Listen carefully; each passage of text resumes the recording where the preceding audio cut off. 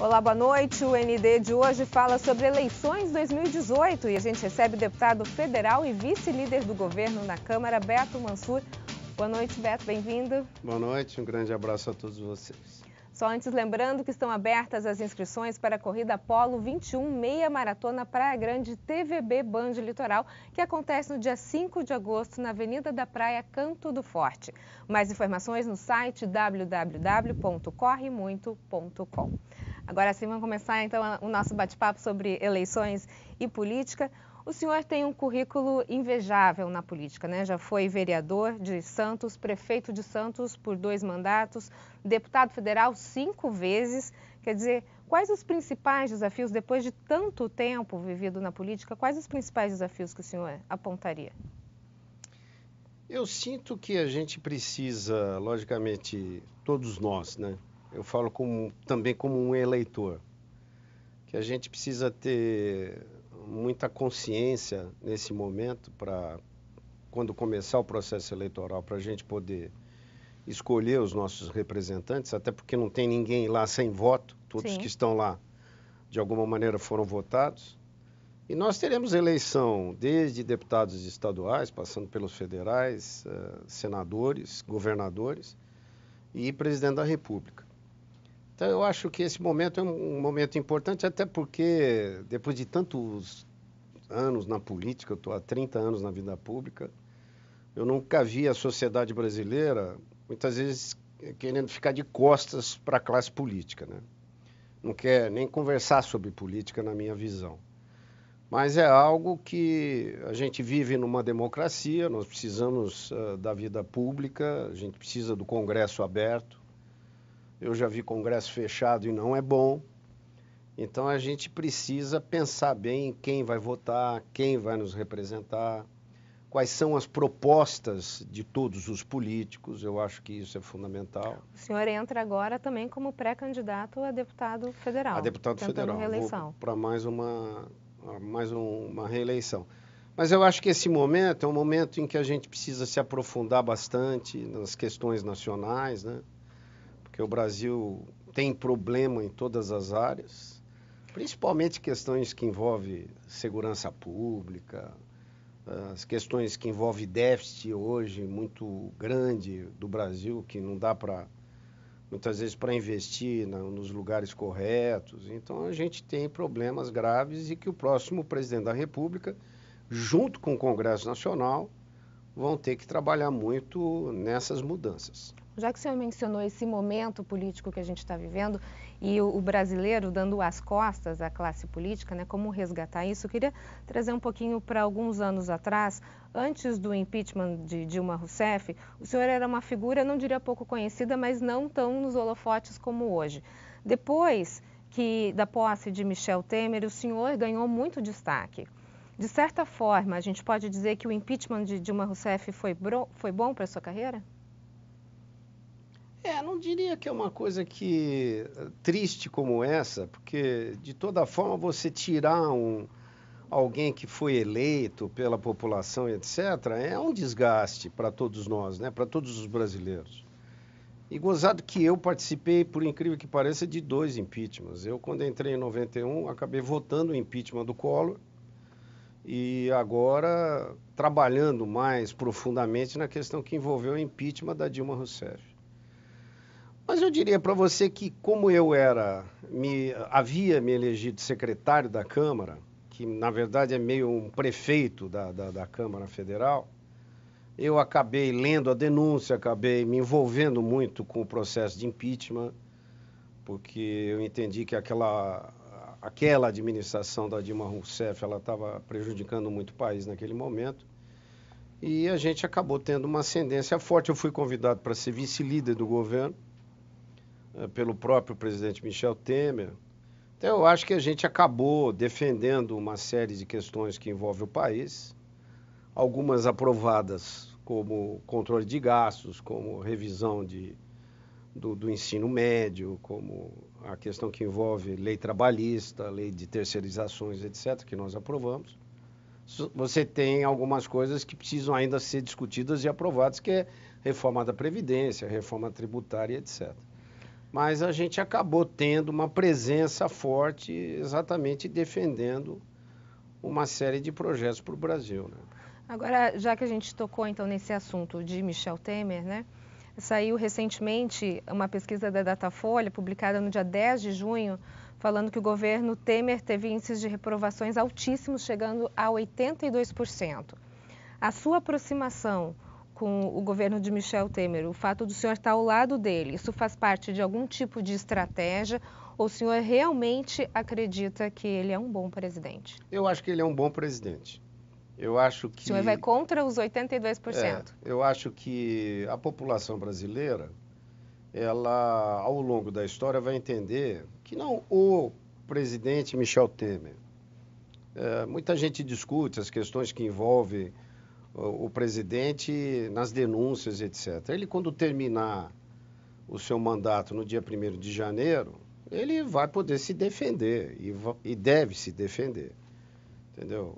Eu não discuto muito a questão pessoal das pessoas. Eu discuto um projeto para o país. Muita gente fala assim, Beto, você ficou do lado do Temer porque a gente podia ter tirado ele das denúncias. Eu acho que aquilo seria um absurdo para o país, porque nós tínhamos acabado de votar um impeachment da presidente, tínhamos retirado a presidente, e as denúncias que foram formuladas contra ele são denúncias muito inócuas, tantos que não tiveram seguimento. O senhor não acredita nessas denúncias? Não, eu não sou uma pessoa que acredita ou não acredito. Eu acho que a Polícia Federal está na sua função de investigar, Supremo da mesma forma, e ele tem o seu direito de se defender. Eu, na verdade, pelo tempo todo de vida pública, e graças a Deus eu não me envolvo com coisas erradas, eu sou uma pessoa que luto muito para melhorar a vida do brasileiro. Eu acho que essa é a minha função. Se eu, num determinado momento, defendi e achei que o presidente Michel Temer não deveria ser retirado do cargo para assumir, por exemplo, o presidente da Câmara ou a presidente do Supremo, eu não estava errado, não, eu estava certo, até porque as denúncias depois se mostraram inócuas. Aquela armação de ex-procurador Janot com aquele sujeito da JBS, etc., se chegou à conclusão que aquelas denúncias eram infundadas. Então, eu acho que é importante a gente ter muita consciência de tudo isso que aconteceu, e eu estou muito tranquilo com relação a isso, entendeu? Porque eu defendo propostas para melhorar a vida do povo brasileiro. Não fico defendendo cidadão A, B ou C. Eu acho que cada um tem que ter a sua condição de se defender. Eu acho que isso é que é importante. Mas eu defendo um projeto para o país e espero que isso aconteça com resultados com o próximo presidente da República. Como, por exemplo, a reforma da Previdência, como eu disse, reforma trabalhista, reforma tributária, até porque... Reforma política? A reforma política, até porque nenhum governante vai conseguir dirigir o país com o déficit que está existindo hoje no Brasil. Ok, no próximo bloco a gente continua a falar sobre política no Brasil, mas antes eu tenho um recado para você. A gente vive falando para a criançada brincar lá fora, tirar a cara do celular, do videogame, mas para ter sucesso nessa missão, a brincadeira tem que ser muito mais legal que as eletrônicas. Empinar pipa com certeza é. Vai desde fazer armação, estirante, rabiola, enrolar a linha na lata, mas não pode esquecer do mais importante, hein? Escolher um lugar mas bem longe da rede elétrica. A força de um guardião está na atitude. Está nas palavras. Na habilidade de enxergar riscos. Na proteção da vida em qualquer campo. Um guardião leva a vida, não leva choque. E eu digo, chega de choque. Eu espalho, chega de choque. Eu sou, chega de choque. A força do guardião está no comprometimento com a vida. Juntos, somos guardiões dessa causa. Venha fazer parte. Família, lembre-se, somos todos guardiões da vida. Oriente a criançada a empinar pipa longe da rede elétrica, em parques, campos de futebol, praças ou em outros lugares longe dos fios. A. Cerol em hipótese nenhuma. Além de cortar muito mais coisa do que a outra pipa, é um perigoso condutor de energia. Agora pegue essas dicas e é só soltar pipa e a imaginação. Entre lá no site chegadechoque.com.br que tem outras dicas para você ficar seguro perto da rede elétrica. Chega de Choque, uma causa da CPFL Energia e de todos nós. O ND está de volta, o nosso assunto de hoje é política e a gente conversa com o deputado federal e vice-líder do governo na Câmara, Beto Mansur. Deputado, a gente está falando sobre o governo Michel Temer e quando o Michel Temer assumiu a presidência, ele disse que o Brasil precisava de um ajuste nas contas. Mas no ano passado, diante dessas denúncias que a gente acabou de falar no primeiro bloco, o presidente gastou mais de 32 bilhões de reais com concessões de medidas para tentar fazer com que o Congresso barrasse o prosseguimento dessas denúncias, segundo matéria que saiu no Estadão. Isso não parece algo incoerente, enxugar a máquina, mas quando aperta o calo tem como conseguir uma verba extra? Como é que o senhor vê isso? Precisa ver quais são esses 32 bilhões. Muitas vezes, determinados setores da imprensa dizem que o governo federal gastou recursos com verba para os deputados. Hoje, você tem uma obrigatoriedade, não é só para deputado que é de oposição, mas também para deputado que é de situação, ou seja, os 513 deputados e os 81 senadores, eles têm o respaldo da lei exatamente para que quem tiver com a caneta na mão lá, que é o presidente da República, pode ser Michel Temer, podia ser Dilma e etc., e o próximo presidente da República vai ser obrigado a liberar estas emendas. Então, esse valor, possivelmente de 30 e poucos bilhões, 32. Foi o recurso que o próprio presidente da República, ou seja, o Executivo, acabou liberando para os deputados, que são emendas que não vão para o bolso do parlamentar, vai para o município, vai para o Estado, vai para investimento em saúde, em obras e outros recursos. Então, a gente tem que ter um pouco de calma e ver o que é notícia muito carregada, eu não diria nem fake news, mas as notícias que muitas vezes são mal explicadas com a ideia de que o governo comprou deputados. Não existiu isso. O que normalmente existe é que o governo acabou liberando as emendas do orçamento que ele é obrigado a fazer, tanto para quem votou com ele naquela oportunidade, como para quem votou contra ele. Porque o governo liberou recursos também para o PT, para outros partidos. Então, o governo vem fazendo o seu trabalho de enxugamento.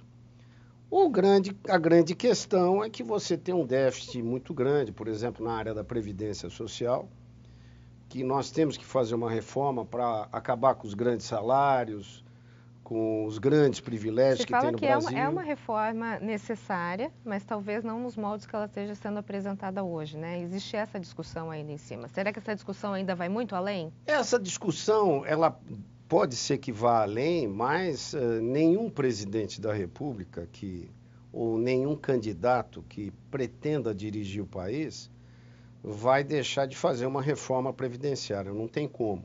Nós estamos vivendo mais, graças a Deus.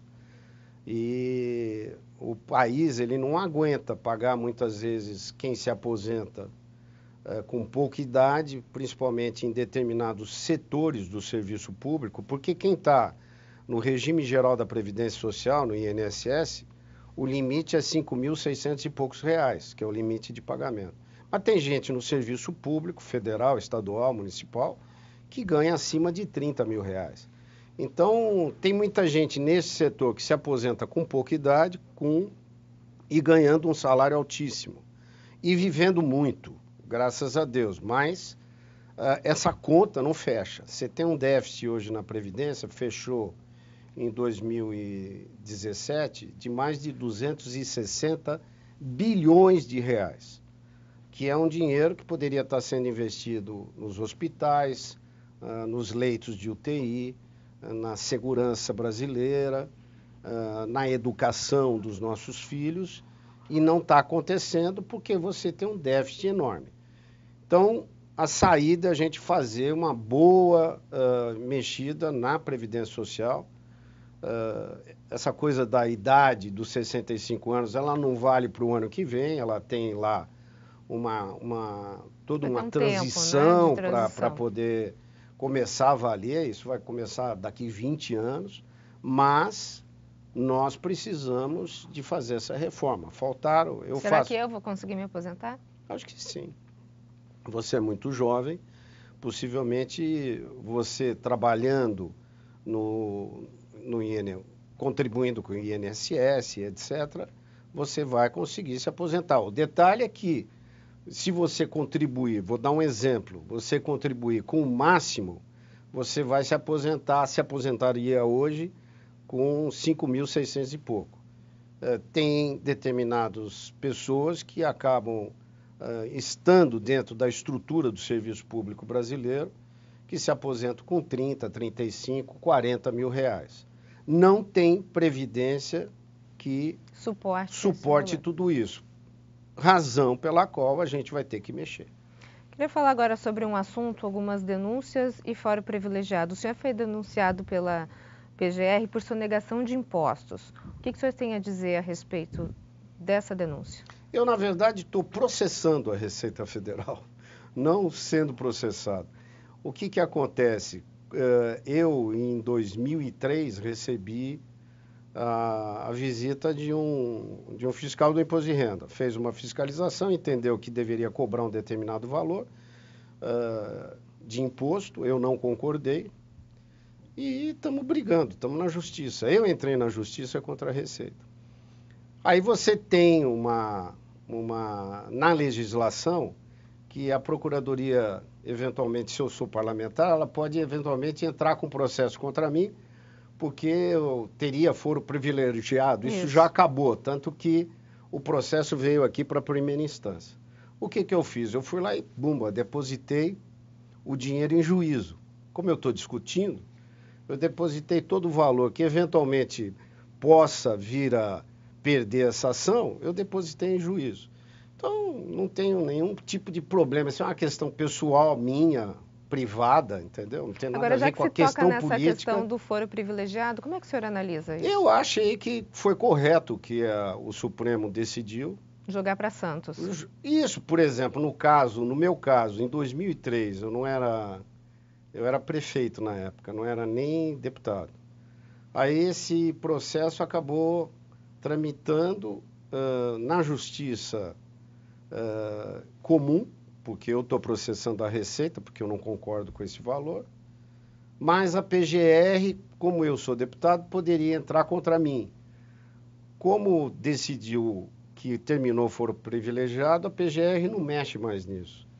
Esse processo acabou vindo para a primeira instância aqui em Santos, que eu acho que é o correto. Eu sinto o seguinte, quando você tem algum problema específico de discussão durante o seu período de mandato, tudo bem que você possa discutir no Supremo, ou então o prefeito no Tribunal de Justiça ou o governador no Tribunal de Justiça. Mas, quando são coisas que aconteceram fora do seu mandato, que não tem nada a ver com a vida pública, não tem cabimento você ter foro privilegiado. E no próximo bloco a gente continua a falar sobre política com Beto Mansur. Nós voltamos em instantes. Até já. O ND está de volta e o nosso assunto de hoje é política e a gente conversa com o deputado federal e vice-líder do governo na Câmara, Beto Mansur. Mas antes eu gostaria de lembrar que estão abertas as inscrições para a corrida Polo 21 Meia Maratona Praia Grande TVB Band Litoral, que acontece no dia 5 de agosto na Avenida da Praia, Canto do Forte. Mais informações no site www.corremuito.com. Deputado, voltando agora ao nosso assunto político, a gente está numa saia justa, mas o senhor está respondendo os questionamentos. Agora eu gostaria de falar sobre uma denúncia sobre as obras do Coliseu. No fim de 2017, o Ministério Público pediu o bloqueio dos seus bens porque entendeu que houve improbidade administrativa, né? Segundo a matéria que saiu no Estadão, se calcula que a obra ficou 325% mais cara do que o que foi contratado. O que o senhor tem a dizer a respeito? Nossa, eu deixei a Prefeitura de Santos já fazem 14 anos. Eu iniciei o meu mandato lá em 97, há 21 anos atrás. O Ministério Público está entrando em improbidade administrativa contra mim, impossível, porque isso já passou. O Ministério Público, de uma maneira geral, ele pode entrar com o que quiser e pode fazer o cálculo que quiser. Mas no caso do Coliseu, especificamente, não tem absolutamente nada de errado. A obra foi uma obra de restauro, nem eu comecei essa obra, nem eu fiz os contratos. Quem fez o contrato foi ainda o PT, antes de mim. Passou o meu período de 8 anos, depois mais 8 anos de período de Papa, e mais agora 6 anos quase de período do Paulo Alexandre, e o Ministério Público entrou com uma reclamação, dizendo que tinham se gastado a mais, etc., processando a mim, ao Papa, Paulo Alexandre, etc. Não estão processando lá o doutor Davi Capistrano, porque já faleceu, infelizmente. Mas as coisas não tem absolutamente nada de errado, vai se responder. A gente abriu esse programa falando da sua experiência política, né? 5 vezes deputado federal. Agora o senhor tentando a reeleição. O que ainda pode se fazer pela região da Baixada Santista que ainda não foi feito? Olha, eu tenho feito muita liberação de recursos. Questão, por exemplo, estava até lembrando questão da entrada da cidade, que eu consegui uma verba importante, que está se começando a obra agora, mas eu consegui esse dinheiro com a ex-presidente Dilma Rousseff, ainda naquela época, né? Se fala da importância da articulação, não se importa com quem, não importa, é verdade, não importa mas com eu quem. acho que na função que a gente está, de conseguir recursos para os municípios, não importa quem está com a caneta na mão. Eu consegui esse recurso, é um recurso muito importante. Agora está se iniciando essa obra, já se pavimentou uma parte considerável da entrada da cidade, está se fazendo aí um viário importante que vai atender Santos e São Vicente, principalmente o Porto. Mas eu tenho focado muito na área da saúde. Eu consegui uma liberação de recurso para o Hospital dos Estivadores agora e para a Santa Casa. Eu consegui um aumento de teto de 1 milhão por mês para o Hospital dos Estivadores e 500 mil para a Santa Casa. E isso vai ser um dinheiro permanente, não é emenda parlamentar. Então, daqui para frente, desde o mês passado, está entrando já um recurso não só nos cofres do município, mas também da Santa Casa, para que a gente possa atender, principalmente o Sistema Único de Saúde. Tenho conseguido recursos para São Vicente, consegui no final do ano passado 2,5 milhões para São Vicente, 2,5 milhões para Santos. Estou trabalhando no aumento do teto de São Vicente, no aumento do teto hospitalar de Praia Grande, trabalhei muito no aumento do teto hospitalar do Guarujá. Então, esse trabalho que eu estou tendo, fora as emendas parlamentares, né, obrigatórias, que eu acabo também distribuindo muito na área da saúde, eu tenho feito esse trabalho pontual para a região da Baixada Santista, que eu acho que é muito importante. Por exemplo, uma cidade como Santos, que tem os hospitais, tem a Santa Casa, que é a primeira Santa Casa do Brasil, que atende a região como um todo, precisa estar bem estruturada para poder atender a população desta região. E a gente está trabalhando muito para buscar mais recursos. Em relação ao Porto de Santos, o que teria para tornar o porto mais competitivo em relação aos outros portos do país? O Porto de Santos, resumidamente, é o maior porto da América Latina. Ele, logicamente, precisa, diria para você, fundamentalmente aumentar o seu calado. Ou seja, a profundidade entre a linha d'água e a areia lá de baixo para poder entrar navios maiores. Entrando navios maiores, você carrega esses navios com mais contêineres, etc., e você acaba tendo uma baixa no custo do preço do frete. É lógico que você, na minha opinião, tem que enxugar a estrutura administrativa da Codesp, mas, de uma maneira geral, este porto ele vem batendo seus recordes de produtividade, logicamente precisa continuar. Deputado, muito obrigada pela sua participação, pelo seu tempo. Obrigado, sucesso a vocês. O ND fica por aqui, uma ótima noite para você. A gente se vê, até mais.